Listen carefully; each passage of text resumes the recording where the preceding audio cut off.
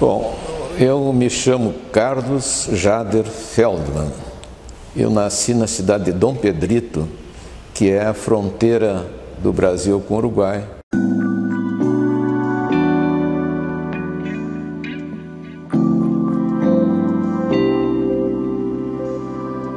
Uma cidade interiorana, pequena,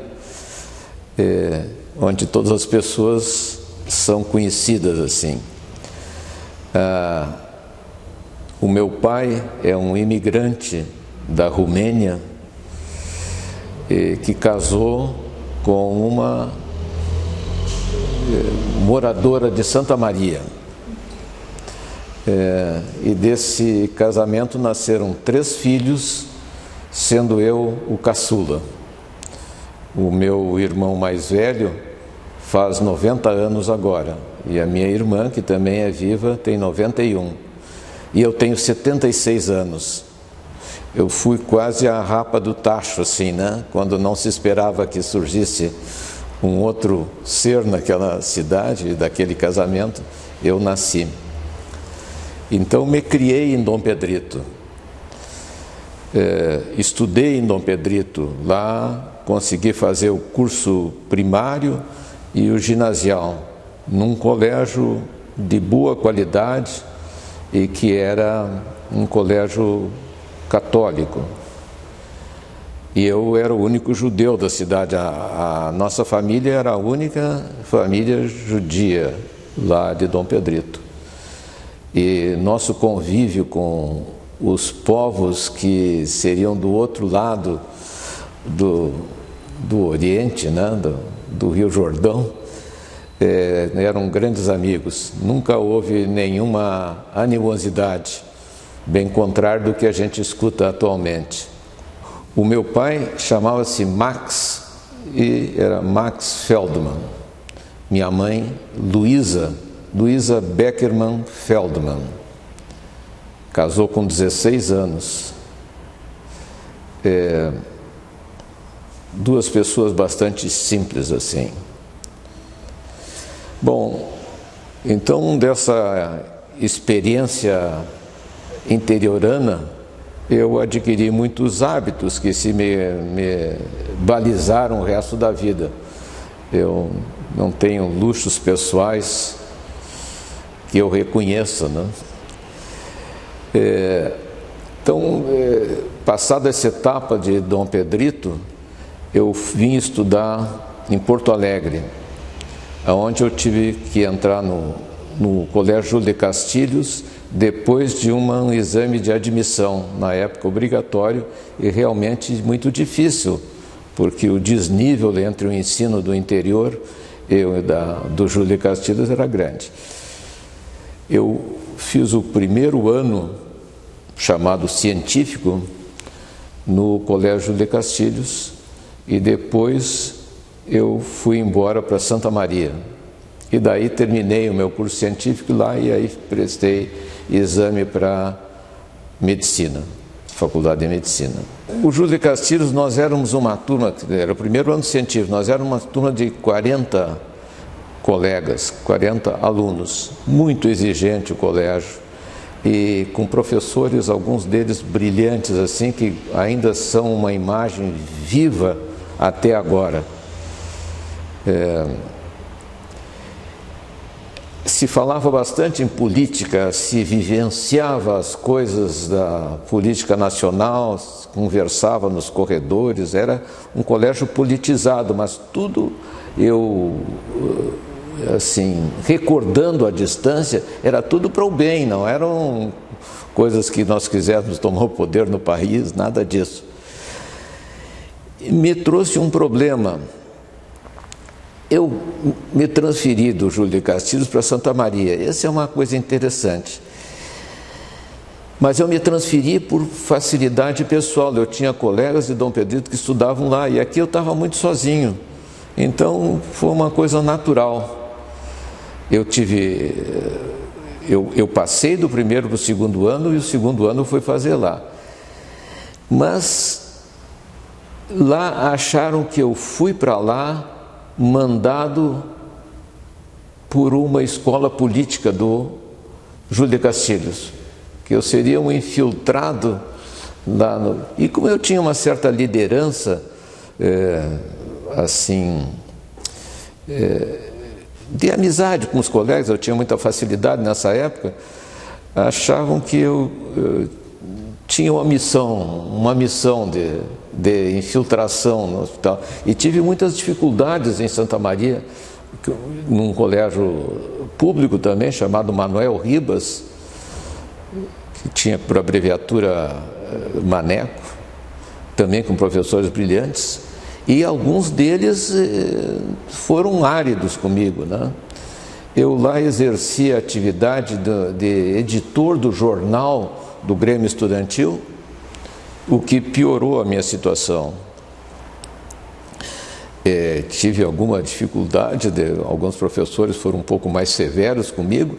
Acabamos todos amigos, mas eu nunca imaginava que se pudesse fazer com alguém o que estava fazendo comigo. Era uma injustiça, sem dúvida era uma injustiça, não tinha nem um pingo de fundamento.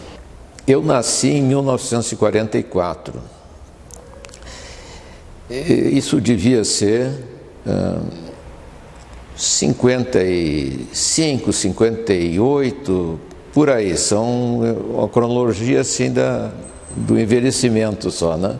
Nasci em 44, eu devia estar com 16 anos aí, quando eu ingressei nessa fase, né? Eu fiz vestibular depois, me formei com 24 anos, regredi 6 anos, dá mais ou menos esse espaço que eu fiquei em Santa Maria. Eu fiquei envolvido por isso em Santa Maria, porque foi durante o meu curso de medicina em que houve a quartelada, essa revolução, segundo alguns, ocorreu quando eu era estudante de medicina. E essa é uma passagem interessante, porque eu, embora não tivesse um pensamento político assentado, eu estava muito voltado ao estudo, era muito difícil para mim. Mas eu era o editor do jornal, que era prazeroso isso. Pertencia à direção do Grêmio Estudantil do Colégio Manuel Ribas e o poder que se estabeleceu com esse movimento militar em Santa Maria ganhou fóruns importantes, porque tinha diversas guarnições militares em Santa Maria, diversos quartéis, era forte. E os militares, para mostrar poder, precisavam prender algumas pessoas. E eu fui um dos beneficiados. Eles prenderam 5, 6 pessoas por aí. E eu fui um dos presos, honrosamente preso, mas na época não tinha honra nenhuma, eu fiquei muito preocupado. E os meus pais moravam em Dom Pedrito, ficaram mais preocupados ainda, que não imaginavam que eu tivesse qualquer pensamento político. E na época, a prisão, imagino para eles, eu tivesse roubado alguma coisa, né? E fui preso então num desses quartéis e vivi momentos muito interessantes lá, porque eu vivia numa pensão de estudantes e no momento da prisão os militares cercaram a quadra em que eu estava morando, um fiasco assim, não, e me levaram para lá. E das atitudes que, quando eu fui para a cela, eles me deram uma latinha de Neocid. Neocid era um pó que se pulverizava contra as pulgas, carrapatos, coisas assim, então era para botar na cama, né? Já imagina o tipo de cama. Depois a refeição era feita numa bandeja de metal que tinha umas reentrâncias, tipo que se tinha nos restaurantes universitários, toda cheia de gordura, assim, né? E a primeira refeição, numa dessas reentrâncias, tinha um joelho de porco totalmente sem carne, né? Era uma demonstração de que como é que eu vou ficar aqui. Mas tinha uma coisa muito interessante no meio. Santa Maria era uma cidade universitária típica, gostosa, né? Não tinha nada para fazer, a não ser estudar e um pouco de namoro também, né? Tinha muitos bailes e tal. Nessa época eu tinha brigado com a minha namorada. Eu estava sozinho. O pai dela era um excelente cozinheiro. Eu sempre tinha dúvida se era ela que cozinhava, mas era o pai. O pai era um cozinheiro de mão cheia. Ela passou a me levar comida no quartel. E era interessante porque eu repartia isso com os outros presos. Era uma ala assim que estavam nós, um em cada cela, né? Então nós comemos muito bem nessa época lá. Comida de origem baiana, assim, o pai era baiano, assim. Foi excelente. E nessa prisão tinham presos militares também por coisas sem relevância. E eles ficavam soltos, eles podiam caminhar nos corredores, nós ficávamos presos assim, né? Mas nós não os vimos. E chegamos a jogar xadrez de uma cela para outra, ou com um espelho ou tendo como intermediários os militares, né? Foi interessante essa época. Mas tiveram coisas dolorosas assim, eles simularam algumas mortes assim, metralhavam umas paredes para mostrar que a gente se preocupasse e tal. Nós éramos muito jovens, eu acho que não chegamos a nos preocupar com isso, mas na recordação, sim. E lá eu fiquei uma semana. Tive consequências na escola de medicina, porque tiveram exames nessa época, e aqueles professores que tinham uma tendência de direita e que acompanhavam esse movimento militar, fizeram exames mais difíceis, né? Mas ultrapassamos. E a outra coisa interessante aí é que, voltando às salas de aula, ocorreu uma eleição para o Centro Acadêmico de Medicina. Eleição em que só podia concorrer gente que concordava com o regime militar. Não era o meu caso, porque ali eu já aprendi a não gostar daquilo lá. Eu não tinha formação política, não tinha, era zero, mas eu já aprendi a não gostar daquilo que estava ocorrendo. Então, eu fui convidado pelos meus colegas a ser um candidato da oposição na eleição. Eleição de cartas marcadas. Inocentemente, influenciado pelos muitos amigos, eu aceitei e concorri. Foi um desastre, sim, né? Porque os professores, a maioria, apoiava explicitamente o concorrente que era do Estado militar, mas sempre assim acabei tendo uma votação razoável, perdi a eleição e aí comecei a formatar palavras, né? Eu não tinha nenhuma preparação para isso que eu estou fazendo aqui. É uma excepcionalidade na minha formatação, eu não sou um falador assim. Tive que enfrentar debates muito interessantes, são épocas diferentes. Pois é, como é que foi formatada como é que se diz? Essa denúncia, né? Era tudo falso, mas algumas coisas tinha de verdadeiro ali.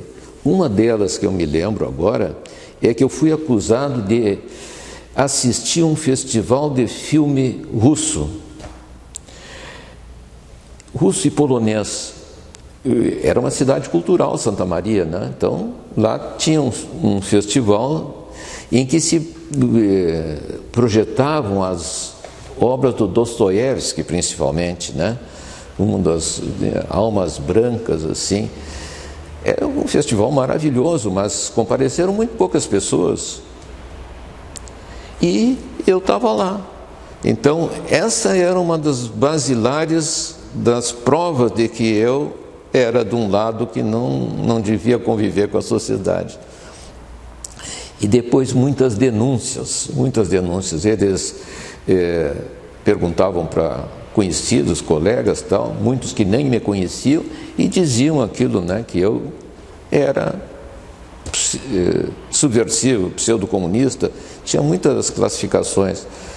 E essas denúncias eram feitas por pessoas que queriam ganhar vantagens com o sistema político que estava iniciando assim, sem consistência. A outra denúncia é que eu era editor do jornal, né, e que tinha vindo do Júlio de Castilhos com finalidades nesse sentido. Nenhuma tinha consistência, mas eram importantes, formataram a denúncia para isso. Eu tive que constituir uma advogada depois, que era uma pessoa amiga, assim, né, que não tinha dinheiro para pagar. Meus pais eram pobres e eu também vivia com alguma coisa que eles mandavam, era muito pouco. E ela depois conseguiu desmontar essas coisas todas e eu acabei recebendo a cópia desses denunciantes. A maioria deles se perdeu no tempo, né? Se esgotou, mas outros ainda foram pessoas que tiveram benefícios. Tem um deles que foi reitor de Santa Maria depois, e felizmente ele foi até também acusado depois por coisas de outra origem, não confessáveis. Teve um professor universitário daqui que também era filho de um general que morava na frente de onde eu morava, da pensão que eu morava.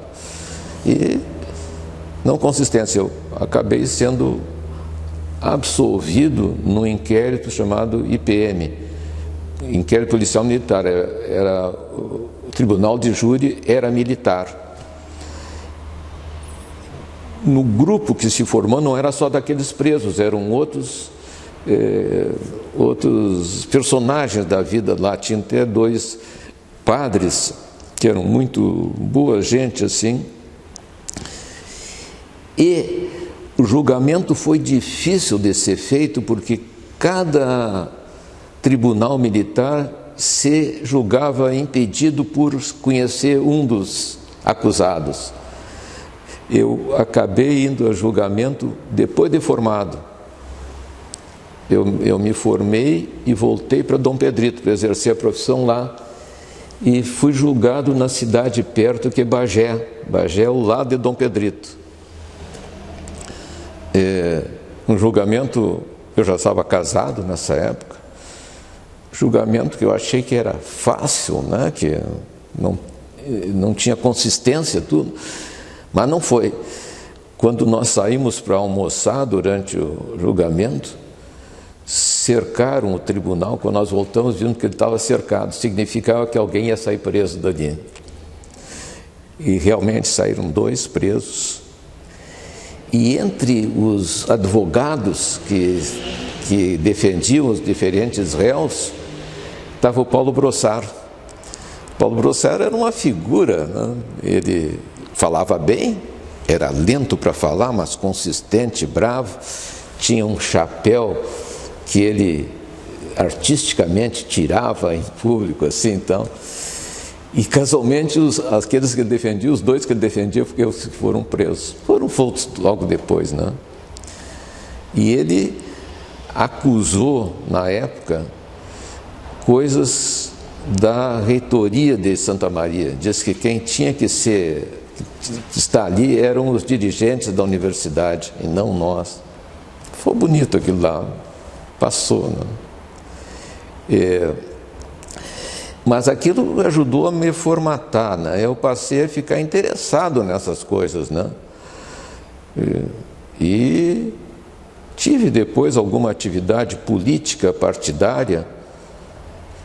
Fiquei admirando alguns elementos da política brasileira por muito tempo. Convivi um pouco com o Brizola, consegui assistir muitas coisas que ele fez, e com o grupo que tinha muita gente brilhante ali no grupo que acompanhava o Brizola. Então eu acabei me assinando uma ficha no partido da época, que era o PTB, que depois se transformou em PDT e que também se desmanchou, né? Mas foi bom para a minha formação. Eu já casado, eu constituí uma família com 3 filhas. Lá em casa era tudo do sexo feminino, né? Era tão interessante assim, né? Em matéria de animais em casa, as crianças tinha só do sexo feminino, né? Eu me formo em 1968, em Santa Maria. Aí eu venho para Porto Alegre fazer um pós-graduação, né? Não era uma coisa importante na época, não se fazia tanto, né? Formou, vai exercer a profissão. Mas eu resolvi fazer cardiologia e eu fiz em 1969, no Instituto de Cardiologia. Eu sou da 2ª turma dos residentes do Instituto de Cardiologia. E na época também estava construindo o seu prédio. E em 69 eu casei. Minha esposa se chama Maria Augusta de Almeida, depois Feldman. Um ato de coragem também, mas eu a conheci em Santa Maria e ela que me levava comida quando preso. O que eu me senti compromissado, não, vou ter que casar com ela, né? Para pagar essa benesse, né? Ela uma pessoa brilhante, assim, me ajudou muito. E aí, casamos em 69, eu fiz a residência em 69, nós, com muito poucos recursos, assim, o dinheiro da residência era muito pequeno, e ela se tornou uma professora, ela fez História Natural, e aí, em 71, eu fui para Dom Pedrito, para fazer cardiologia lá. E eu tinha noções de radiologia na época, porque era possível conciliar o ensino de um e de outro, então eu fiz lá em Dom Pedrito um pouco de radiologia também. Era um cardiologista, um clínico geral, horrores de pacientes, né? Um médico da cidade que chega, todo mundo acha que é um Deus assim, né? Que sabe mais que os outros. Mas aí a radiologia começou a me interessar bastante, porque era mais difícil para mim, que eu tinha feito pouco. Então resolvi voltar para Porto Alegre, passado 1 ano e pouco em Dom Pedrito, e conseguindo adquirir alguns bens aí, eu voltei para fazer uma complementação em radiologia. E fiz isso em parte na Santa Casa e em parte no Hospital Moinhos de Vento, onde estavam meus colegas. E as oportunidades de trabalho eram tão grandes nessa área da radiologia que eu não consegui voltar mais. Eu fiquei aqui.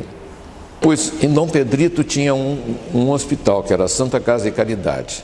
Era o único que tinha lá, um hospital razoável, assim. E eu fiz um consultório particular, que imediatamente estava cheio. Era impressionante, né? Eles não sabiam que eu sabia pouco. Mas eu exerci com toda...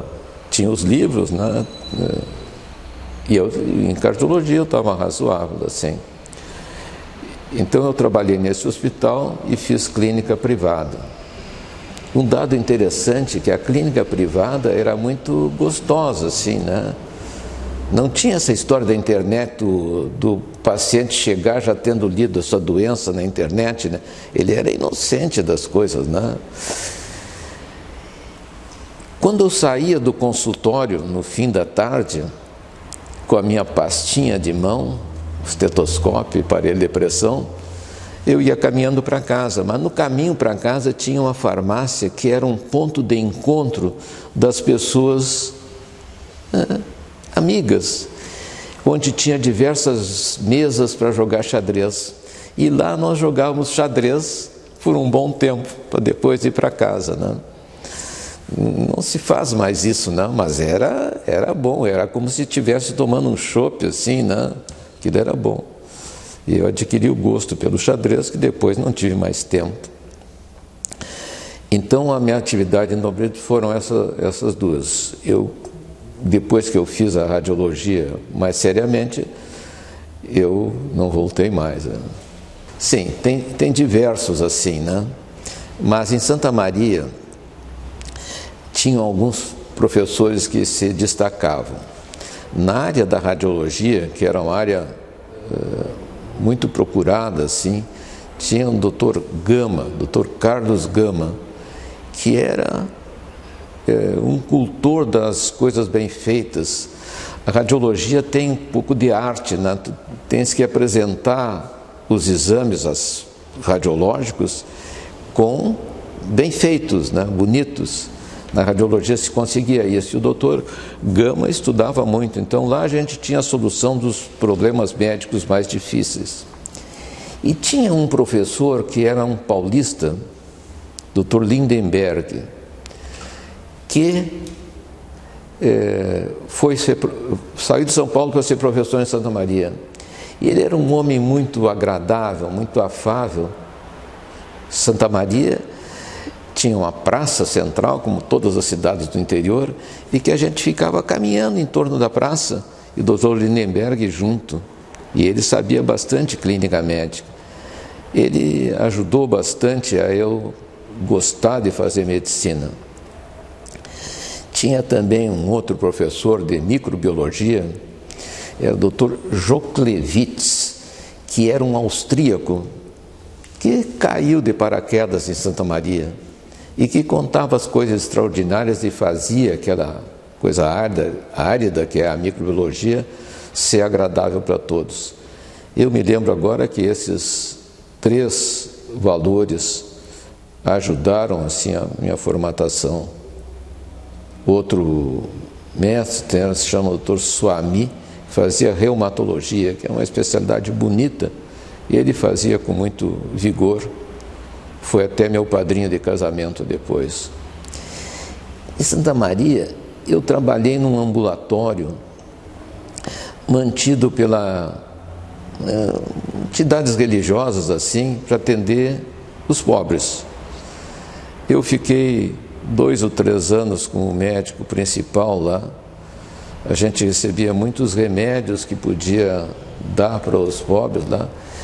Foi uma atividade boa para a profissão e muito agradável para a alma, né?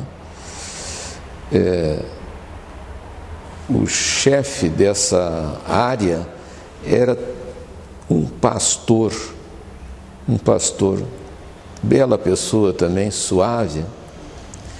Acabou sendo quem me casou. Meu casamento foi civil e religioso, adaptado, que eu era judeu, a minha esposa era católica, e foi uma junção agradável. Pessoas que eram boas, junto com a necessidade ambiental, isso aí. Bom, a gente tinha aulas em 2 lugares lá. Uma no próprio hospital, Astrogildo Azevedo, um hospital sensacional, né? Pobre, mas com vigor humano, e só existia ele, numa rua de grande movimento, né? Um hospital bonito por fora, muito bonito, arquitetonicamente bonito assim, com as dificuldades da medicina da época. E nós tínhamos aula também aonde estava o restaurante universitário, me lembro o nome daquela rua, e ali tinham salas de aula, que a gente fazia, até tinha os laboratórios de bioquímica ali também. Esses eram os 2 locais. E a parte prática da medicina era feita toda no hospital. E bem montado na época, né? Tem muitos acontecimentos no meio aí, né? Muita coisa assim. Vocês estão me ajudando a eu me lembrar de coisas que talvez eu já tivesse substituído por outras, né? Santa Maria era local para estudar, não tinha outra coisa para fazer que não fosse essas coisas sadias assim, né? Lógico que a gente se divertia bastante com coisas simples, né? Eu gostava de dançar e lá tinha muita reunião dançante, apenas para se divertir, né? Em centros de igreja, né? As paróquias sempre tinham um recanto para atrair a gente. Era muito interessante. Mas essa é a parte de estudo lá, era nesses dois centros, assim. Então, eu fiz cardiologia no Instituto de Cardiologia. Quando eu voltei, eu fiz em diversos lugares, assim, não existia essa formatação de pós-graduação com tanta rigidez. Então, fiz na Santa Casa, onde tinha as interpretações comandadas pelo Dr. Ney Ferreira, que faleceu há pouco tempo, né? Era uma pessoa muito querida, assim. E no Hospital Moinhos de Vento, onde parte do meu grupo, que em vez de cardiologia tinha feito radiologia, eles me acolheram para eu terminar minha formação lá, e foram os culpados de eu ter ficado em Porto Alegre, né? As oportunidades eram boas assim e precisava de gente. Então, a minha formação em radiologia inicialmente foi aí. Para sobreviver, a gente tinha que ver onde é que tinha trabalho. Então, um dos trabalhos que eu consegui na época era ler as abriografias, que eram feitas em poucos lugares em Porto Alegre, mas o principal era na Santa Casa.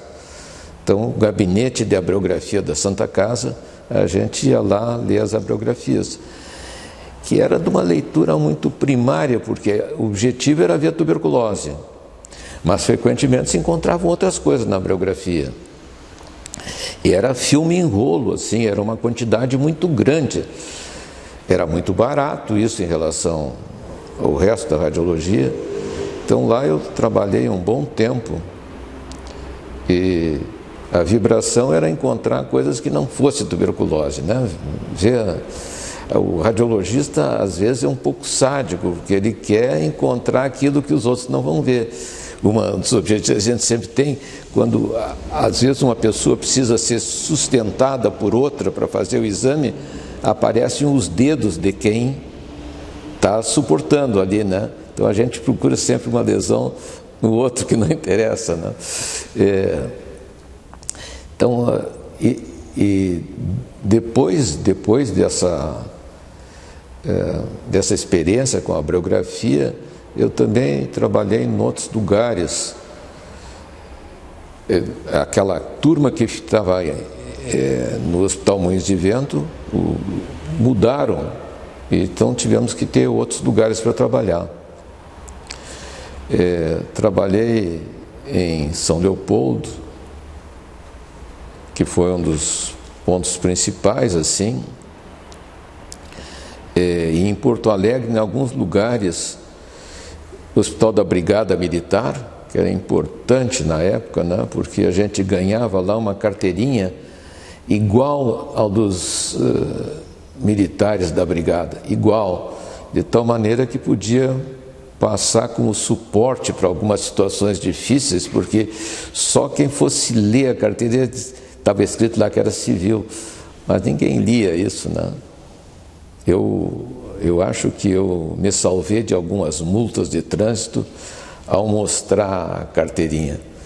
Era um risco, mas a primeira vez que eu fiz isso foi totalmente inocente, eu não tinha a outra carteira de identidade e mostrei essa aí.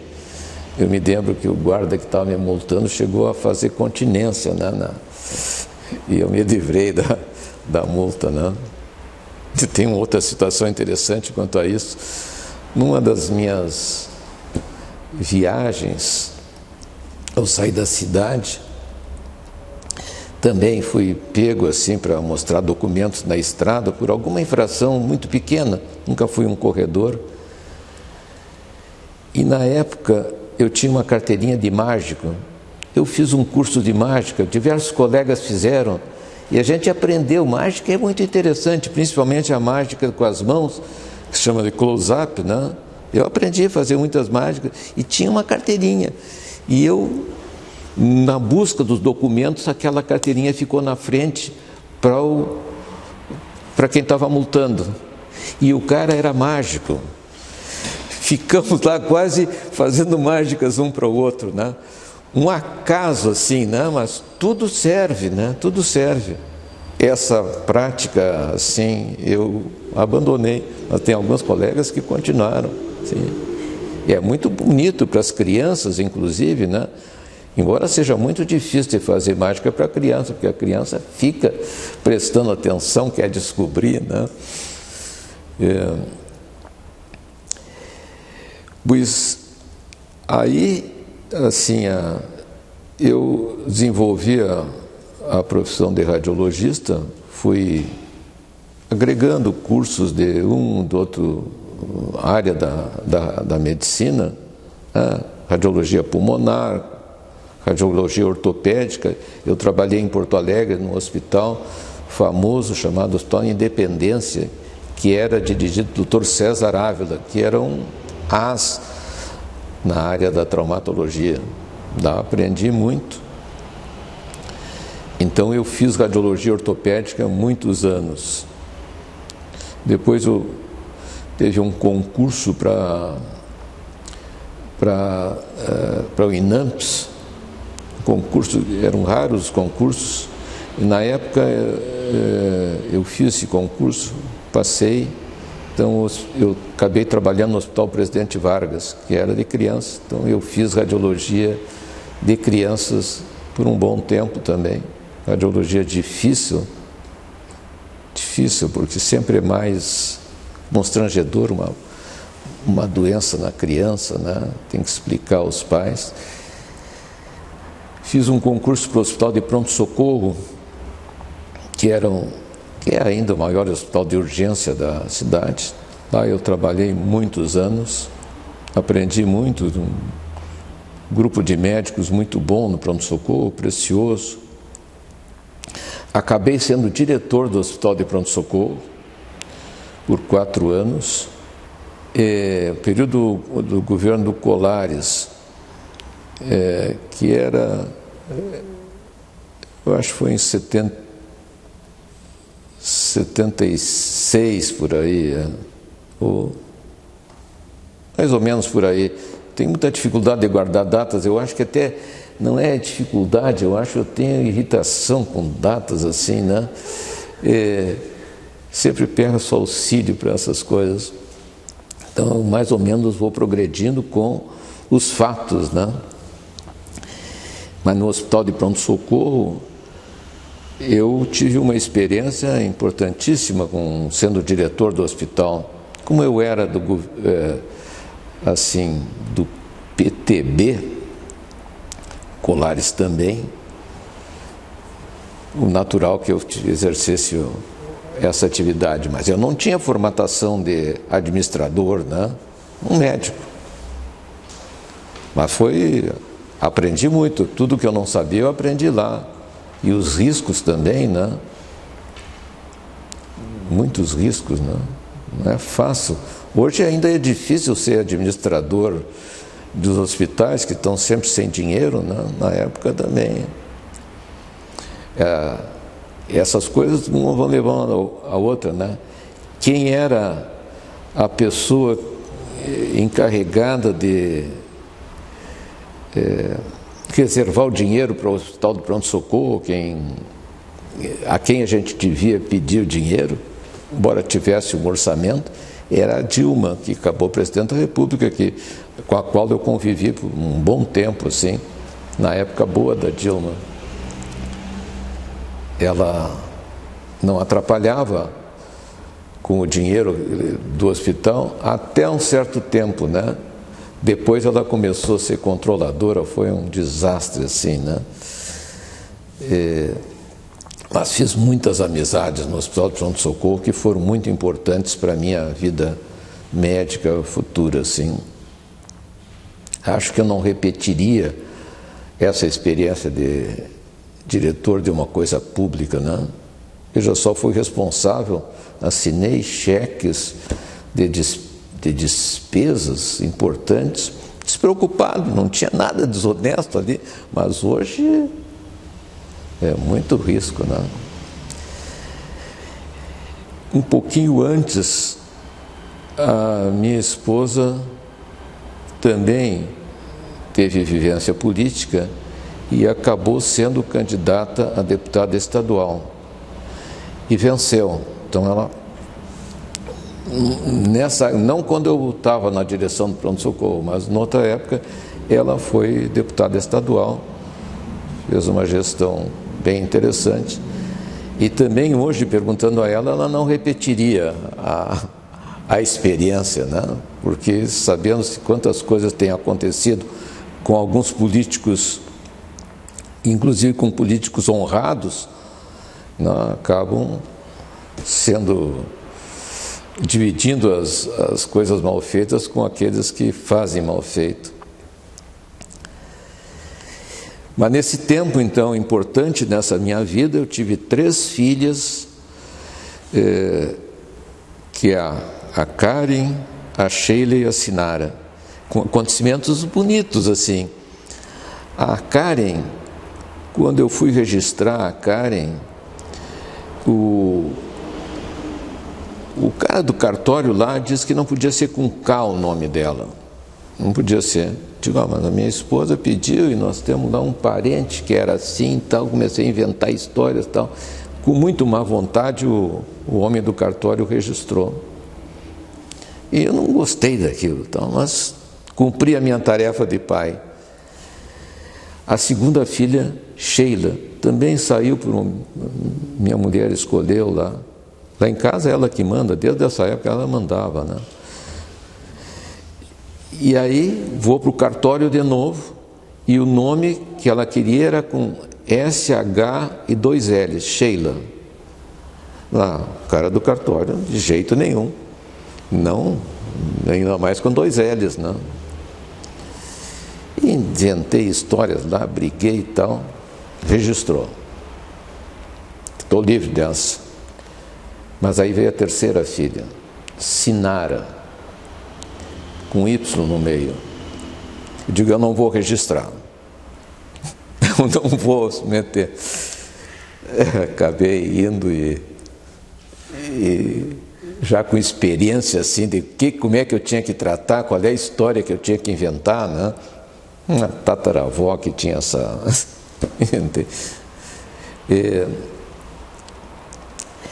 Mas 3 filhas, para quem não tem muitos recursos, não é uma programação que se possa fazer com decisão assim.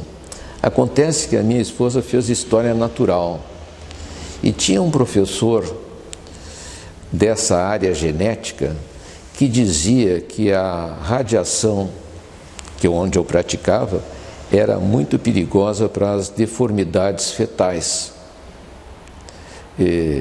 Então, ela, a esposa, intuía que nós tínhamos que apressar de ter filhos, porque quanto mais passasse, por isso vieram meio em sequência, assim, elas têm pouca diferença de idade, né? Então a culpa de ter 3 filhas, em parte, é dele, né? O professor de genética dela. Nenhuma das filhas fez medicina. Eu não sei bem as razões, mas medicina é difícil. E eu trabalhava muito, eu estudava muito, eu sempre gostei muito. Eu acho que elas também acharam que não ia ser uma vida prazerosa.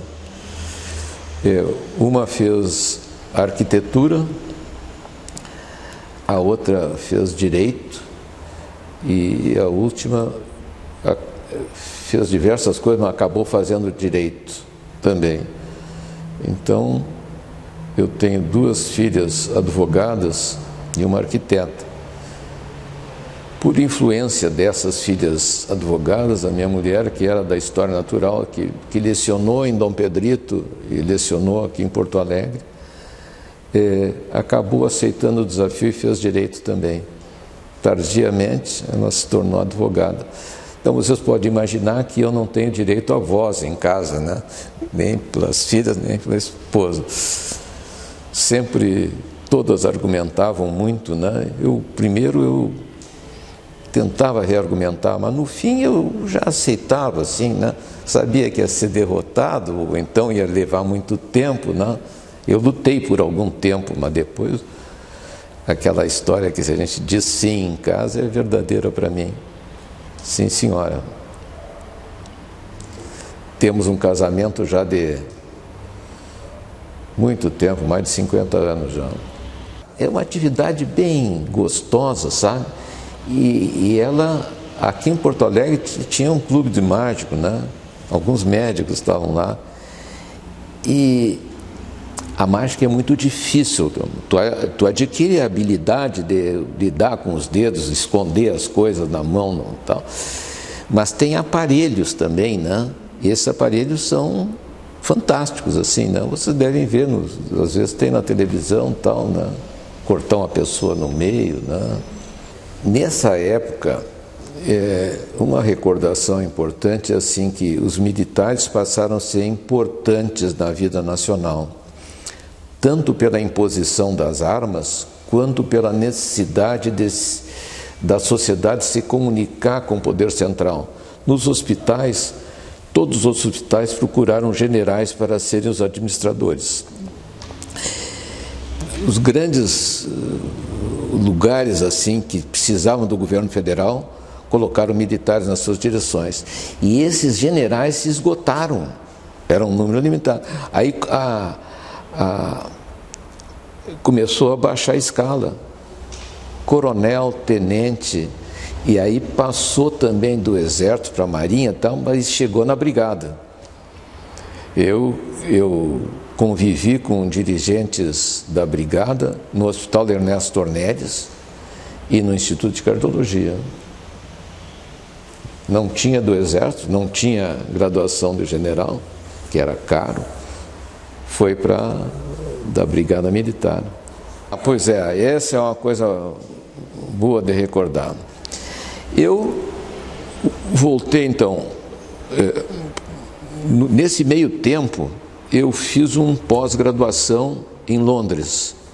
Fui com toda a família para Londres, para aprimorar a radiologia cardíaca. E lá fiquei 1 ano e pouco, fazendo todas as pequenas subespecialidades da radiologia cardíaca.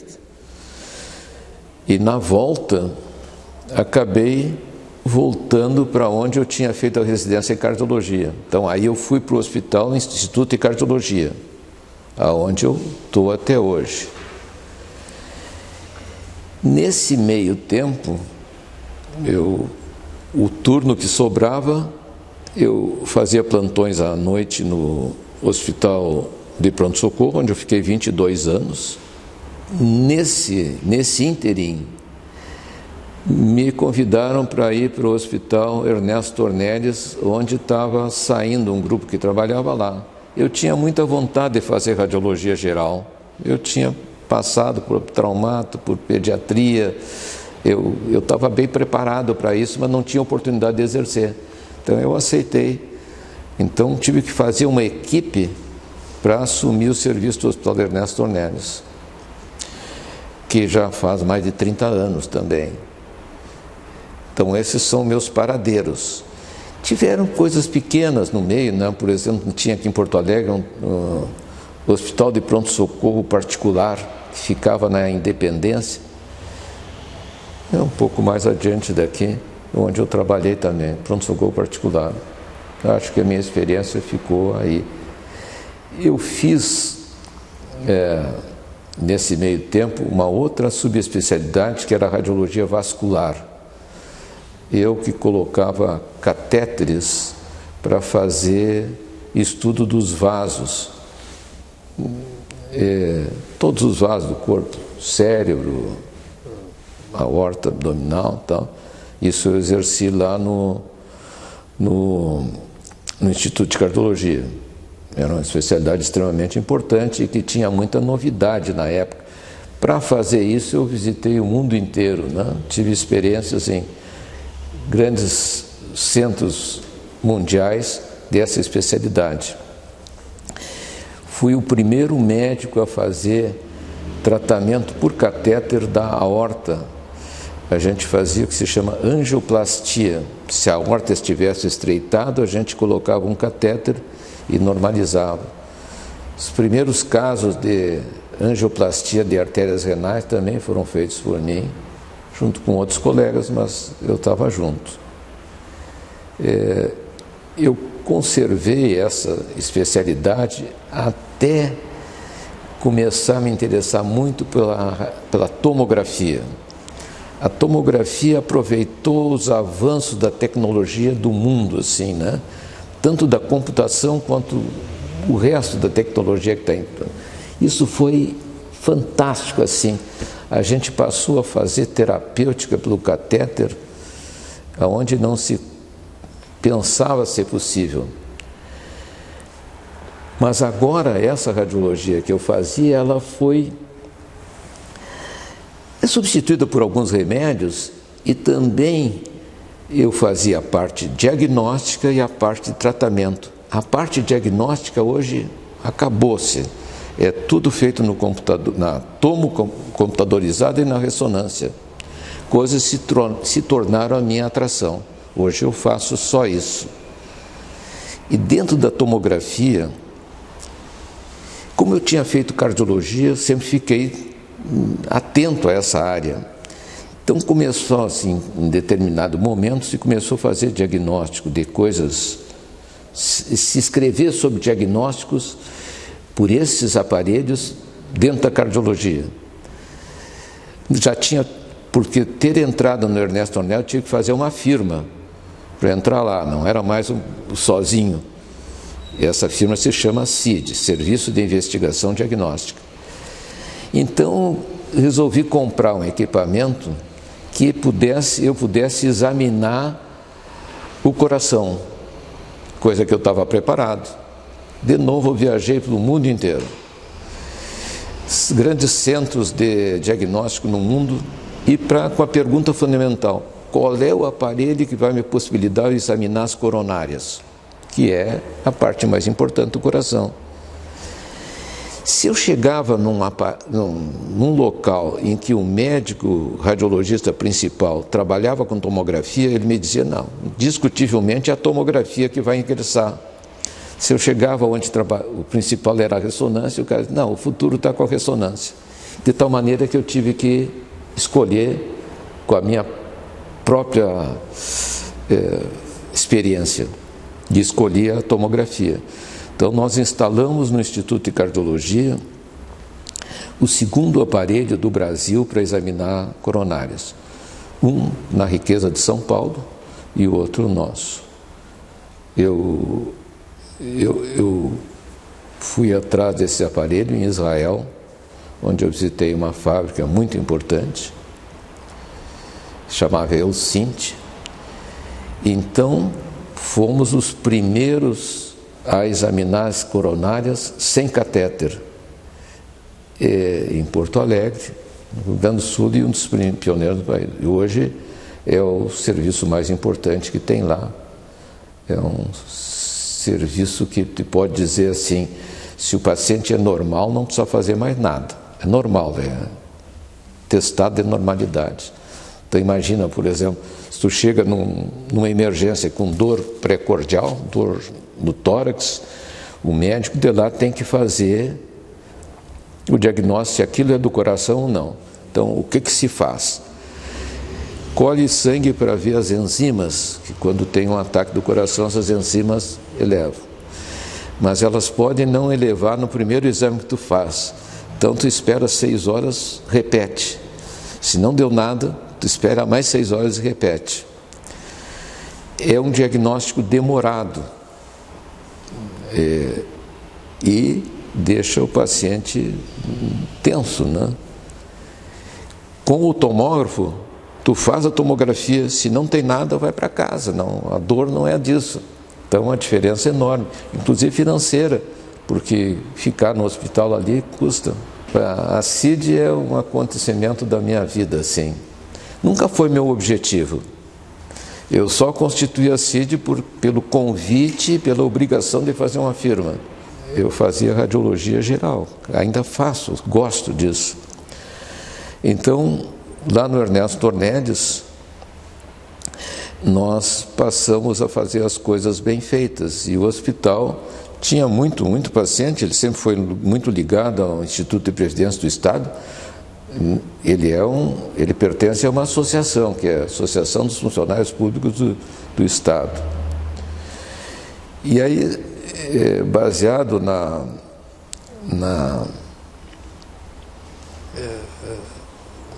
atuação do CID, começaram a aparecer outros convites. Então nós fomos convidados para ir para um hospital de Novo Hamburgo, que é o Hospital Geral de Novo Hamburgo. Depois fomos convidados para ir para o Hospital Centenário, que é um hospital enorme aqui de São Leopoldo, onde a gente está há mais de 20 anos também. Tivemos a oportunidade de fazer uma filial da CID no centro de Porto Alegre, e ali foram conquistas daqui e dali, e muito paciente. Foi aumentando o grupo de médicos, radiologistas trabalhando junto. Hoje são mais de 50 médicos, radiologistas trabalhando na CID. Se agregaram outras especialidades, com gente da área da ginecologia, fazendo as coisas da mulher. Também gente que trabalha em vascular para ver as artérias. E se fazem agendamento de mais de 1000 pacientes por dia, às vezes eu fico preocupado, né? Porque alguma coisa pode dar errado no meio, tem que ter muita responsabilidade pela segurança de tudo, né? Mas fui aprendendo com isso. E como tem muito paciente do IP, tem muita professora também. E vocês sabem que, historicamente, as professoras são muito guerreiras, né? Até eu tinha uma em casa, né? E sei por experiência própria. E as recepções têm que estar preparadas para atender, porque a professora descobre o defeito no detalhe, né? Mas isso ajudou a nos preparar. Então, hoje a CID é uma potência. Dizem que é a firma privada maior do Rio Grande do Sul. Não sei se é, mas ela atende muita gente. A minha atuação em consultório em Porto Alegre era a seguinte: como eu fazia essa radiologia invasiva, que é a radiologia do catéter, eu sempre atendia os pacientes antes de fazê-las, porque tinham algumas premissas, e sempre continuei atendendo-os depois da terapêutica feita por mim. Então isso é uma atividade em consultório. E tinha uma particularidade, porque os pacientes, para fazer a angioplastia das suas artérias, geralmente, isso é uma coisa que se chama aterosclerose, na maioria das vezes é aterosclerose, que vem do fumo, vem de comer carne gorda e coisas gorduras assim, né? Então, eu tinha que ter uma conversa com eles, era a minha convicção, que eles poderiam fazer essa terapêutica, mas eles tinham que mudar o seu hábito alimentar ou o hábito de vida. E geralmente, isso era muito difícil, precisava de um convencimento médico. E muitos desses pacientes tinham, além do hábito de fumar, gostavam de álcool também. Então, muitos, não se dizia que eram alcoólatras, mas beiravam. E as duas coisas não iam bem. Eu podia fazer a minha terapêutica e pouco tempo depois estava tudo obstruído.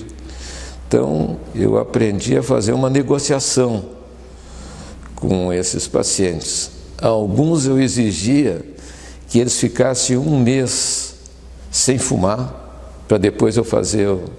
Era um sacrifício do ponto de vista de médico, não ia adiantar nada de ficar em uma semana ou um mês, tinha que parar de fumar, mas fazia um teste antes, né, para ver se estavam convictos, porque, por exemplo, quando se faz uma angioplastia de uma artéria da perna, o paciente está com dificuldade de caminhar, né, esses são as pessoas que passam olhando vitrinas, né, porque caminha um pouquinho, dói e fica olhando a vitrina, passou a dor, vai adiante. Então é uma negociação muito vantajosa para quem ia se submeter. Então eu tinha uma atividade de consultório que ficou pesada em certo tempo. Hoje a medicina, essas coisas até vai direto já, né? Então a minha atividade de consultório era só essa nessa época, assim. Pois é. Eu não tenho uma resposta absoluta assim, mas de vez em quando eu penso nisso. A minha mãe era muito doente, nenhuma doença importante, mas ela saía de uma e entrava noutra, e eu era o filho caçula, eu acompanhei muito a minha mãe, e vi o médico atendê-la em coisas muito interessantes. Eu acho que isso me deu muita influência. E a minha mãe também cuidava de mim, né? Eu era o filho que estava em casa, ela cuidava muito de mim, e principalmente para achar que alguns sintomas significavam uma doença, né? Então eu comparecia bastante médico, né? Eu contei para vocês a história do clorofórmio, né? Aquilo foi fantástico, assim, né? Eu acho que estavam exultantes daquilo, né? Coisa que me dói até hoje, né? Aquela máscara de Ombredane, com aquele cheiro horrível de clorofórmio, eu possante assim, me debatendo lá até ser vencido, né? Então, acho que essa experiência pessoal, assim, com a minha mãe foi fundamental, né? Os recursos médicos de Dom Pedrito eram limitados, mas tinha médicos muito bons lá, né? Então, acho que é aí que surgiu. Depois, escolher a especialidade também não tem uma coisa clara assim. Eu sempre acho que era um pouco, gostava de sofrer por escolher as coisas mais difíceis assim, né? Ver cardiologia, é difícil cardiologia, né? E sempre está beirando com uma coisa que pode morrer, né? Eu acho que por aí eu fiz cardiologia, tinha poucos lugares para fazer. Depois tem esse aspecto da radiologia. Por que eu me tornei um radiologista? O episódio está mais ligado à minha ida para Dom Pedrito, né? Que via necessidade, eu sabia pouco, então eu tinha que me formar melhor, e aí as oportunidades ocorreram e eu fiquei radiologista. Depois, dentro da radiologia, eu fui trocando muito de especialidade, assim, subespecialidades, né? Que só fez bem para mim. Sabes, assim, que eu não fiz eu não tenho um livro só meu, assim, eu participei de muitos livros com capítulos, e dentro dos ambientes que eu trabalhei, o principal lá, o Instituto de Cardiologia, onde tem muitos livros editados lá. Um deles, que era do professor Ivo Nesralla, eu tenho um capítulo sobre a radiologia cardíaca, onde se examinam as alterações do coração, em especial depois do ato cirúrgico. Tem muitas complicações que podem ocorrer pelo ato cirúrgico. E ali tem um capítulo de como é que a gente pode raciocinar de que tipo de complicação ocorreu. Então, a minha participação é muito colaborativa com outros, assim. E, nesse sentido, muitos artigos da imprensa médica internacional foram escritos com a experiência própria, assim. Essa é a minha participação como escritor. Até a respeito disso, tem uma leitura recente minha que diz que assim, trabalha sobre o esquecimento, que todos nós esquecemos, né? Todos, maior, menor grau, com menos idade ou mais idade, nossa preocupação com a memória ela é muito grande, né? Tanto é que nós brindamos pessoas que têm mais idade e têm memória preservada.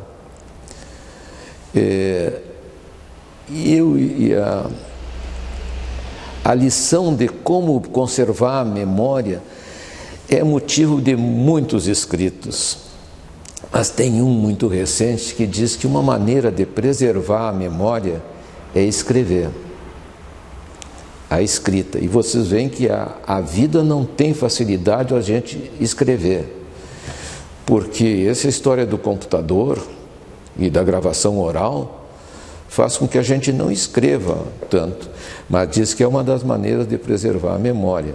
A segunda é a arte. Não de ser um artista, mas de conseguir enxergar a arte.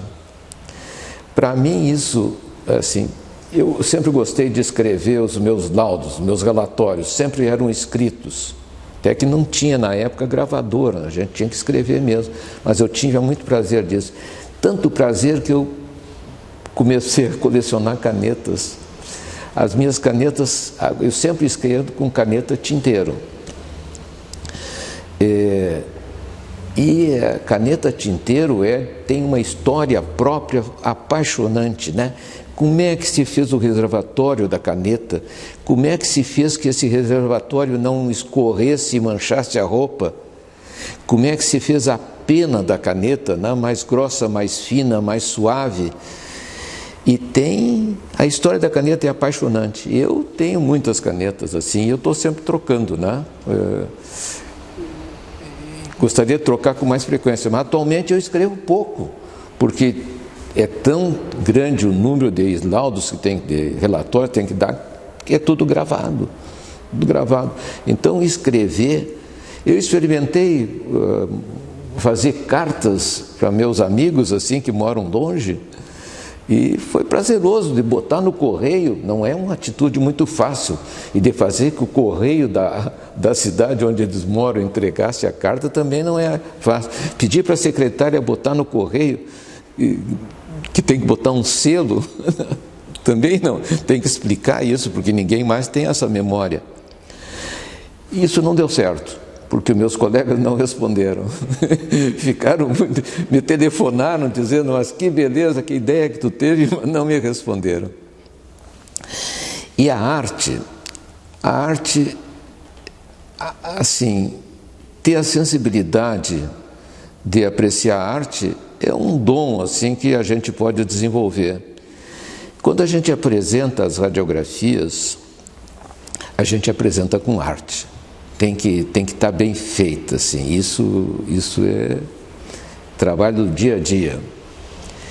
Na CID, eu resolvi que as capas dos envelopes onde vão os exames, elas têm uma obra de arte.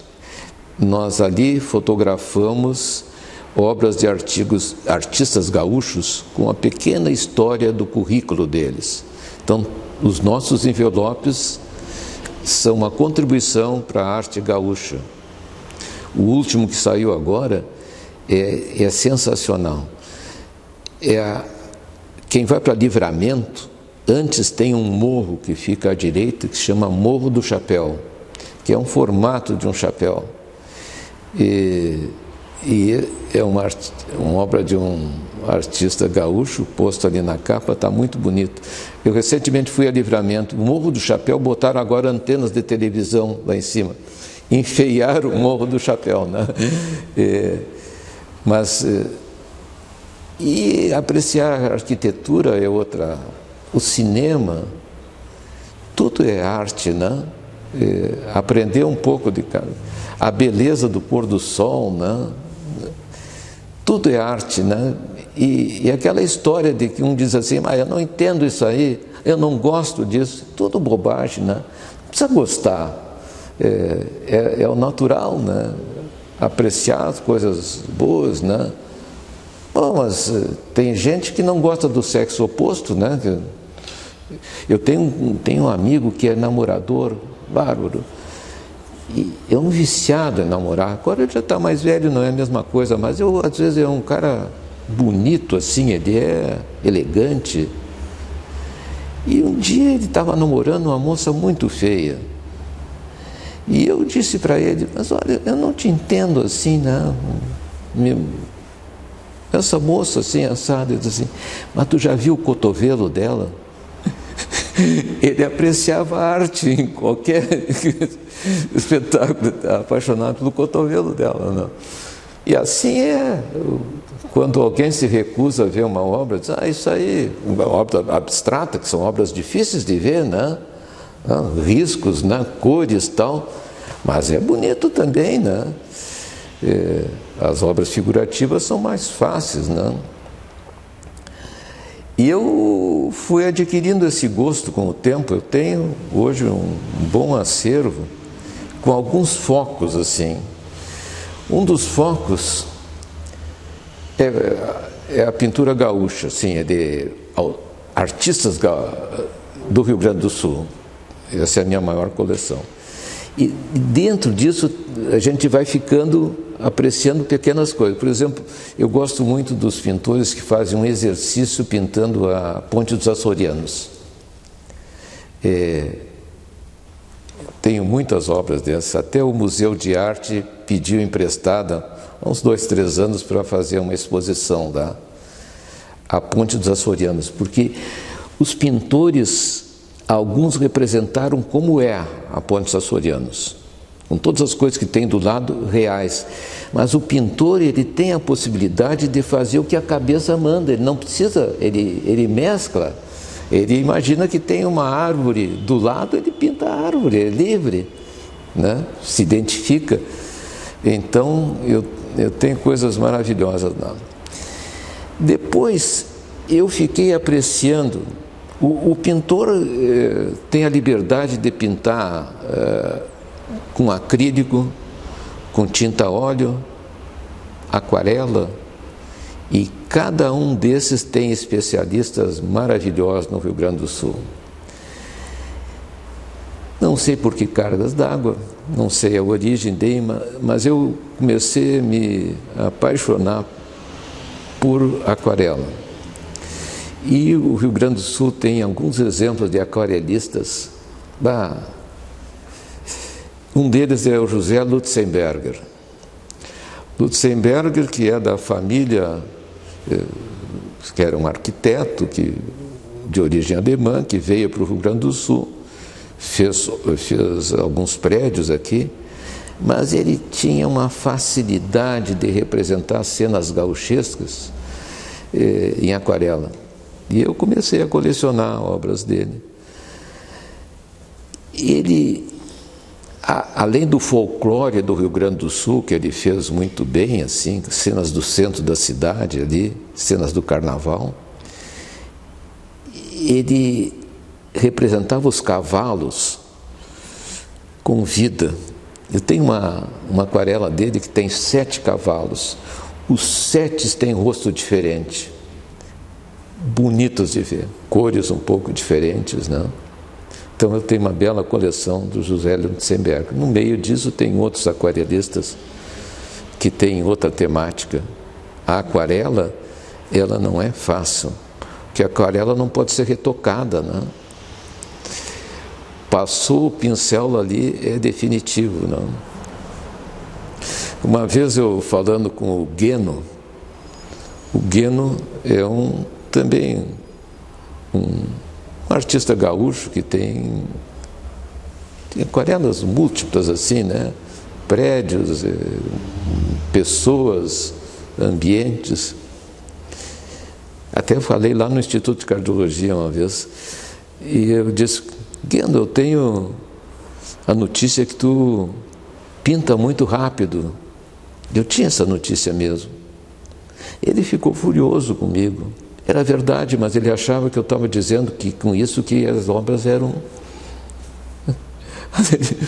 E era um elogio que eu estava fazendo assim. Tive que me recolher, me desculpar, tá. E ele é um aquarelista interessante também, né? Ele tem algumas obras no corredor do Instituto de Cartologia lá.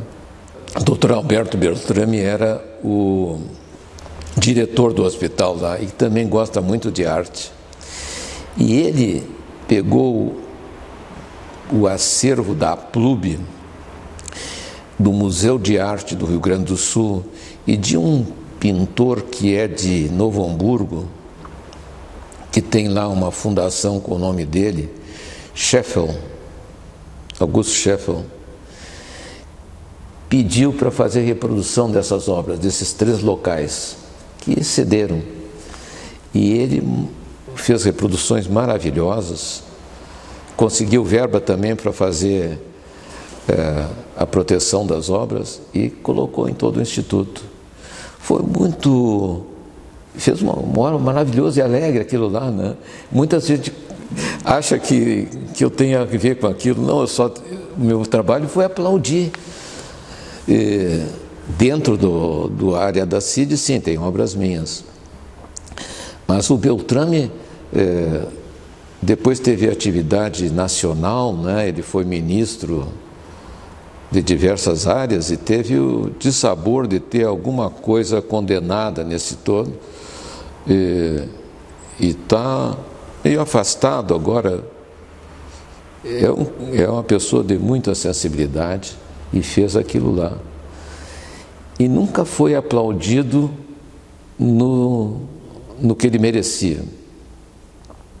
E é perene. E tem algumas obras dele, inclusive, o Alberto Beltrame lá, né? Mas é tudo acervo do Instituto, né? São reproduções.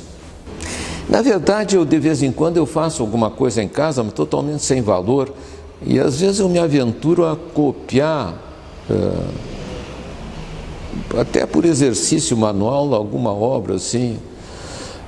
Me lembro que tem alguns artistas que é mais fácil do que reproduzir no papel.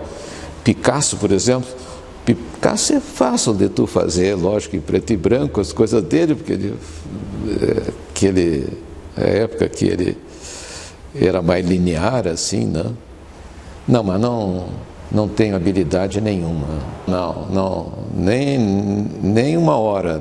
Eu continuei fazendo o que eu fazia com os cuidados devidos, né? Que são os cuidados já publicados em todos os lugares, né? Mas eu fiquei exercendo durante todo o tempo, né? As pessoas que estavam comigo também não se resguardaram.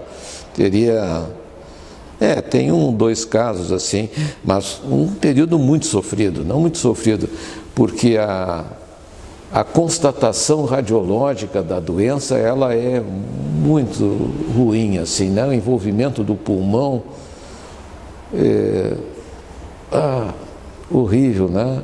As pessoas que ficam na UTI, que não saem e tal, e que a gente está vendo a tradução nos exames radiológicos, a morte de alguns colegas. Eu tenho um colega que trabalhava lá no Instituto de Cartologia, que um próprio mês, algumas semanas antes dele ser internado, ele foi lá me ver, meu amigo, assim, e me deu um abraço. Assim, a gente pode se abraçar, né? Depois ele infectou e morreu. Eu guardo essa lembrança, eu não consigo tirar o número dele do meu celular. Ele estava tão convicto que ele era imune à doença, deve ter feito muita loucura, e era um médico. Bom, a loucura não escolhe, né? Não escolhe, né? Vocês veem a barbaridade que o presidente da República está fazendo, né? É inimaginável. Tenho 2 colegas próximos que faleceram da Covid, né? Um lá no Ernesto Tornedes e esse outro colega do Instituto de Cardiologia. Muitos outros ficaram doentes e mal, assim. Esse colega que faleceu lá do Ernesto Tornedes era um cirurgião vascular, que ele foi hospitalizado, não foi imediatamente para a UTI, E eu falava com ele, com mensagem do WhatsApp, né? Me dava a impressão de que a gente ia se encontrar logo depois, né? E ele morreu. Então, se aprende muito a respeitar a doença, né? Nós todos temos época de saúde e época de doença, todos nós passamos por isso, não tem saída, né? Então, tem que aprender a, nessas duas fases, se comportar adequadamente, né? Eu tenho a impressão que nós estamos no fim desse período pandêmico. Eu tenho a impressão, diminuíram os pacientes hospitalizados, né? Se aprendeu muito a tratar da doença, né? Se aprendeu muito, né? Medicações foram sendo agregadas aos pouquinhos, as doses sendo ajustadas, então é mais difícil agora de morrer do Covid. Eu já posso parafrasear o que muita gente disse, é uma dose de alegria, né, de confiança. Parece que a gente vai ficar imortal, né? Feliz, não, fui fazer feliz toda a família, assim. Os funcionários do CID, todos eles ficaram felizes, né? E é interessante, tem muito pouca gente que não quer receber a vacina. A gente na imprensa vê que tem mais gente. Nos Estados Unidos tem bastante, né? Mas parece uma coisa ideológica, né? Mas também os combates que aconteceram nas epidemias no Brasil, muita gente teve que ser forçada a tomar vacina, né? Não sei se vocês já tomaram a vacina. Eu acho que essa é a maneira que existe para a gente poder passar esse período, né? Mas eu estou preocupado um pouco com as consequências de quem teve Covid e saiu. Tem muito transtorno pós-Covid, né? Bastante. Eu fiquei feliz de ver uma entidade ativa. O que vocês me mostraram aqui me encheu de alegria, né? Encheu de alegria. Em parte por eu não conhecer também, que era tão vivo o museu, né? Me deu uma vontade imensa de ajudar vocês. Eu tive uma preocupação inicial porque não me sinto com conteúdo suficiente para essa conversa que nós tivemos. Vocês foram estimulantes, né? Eu gosto de ver gente como vocês assim. Vocês são raridades assim, né? Então, eu vou fazer toda a força sempre que tiver uma maneira de estimular isso que vocês estão fazendo, eu vou ser companheiro. Meus parabéns.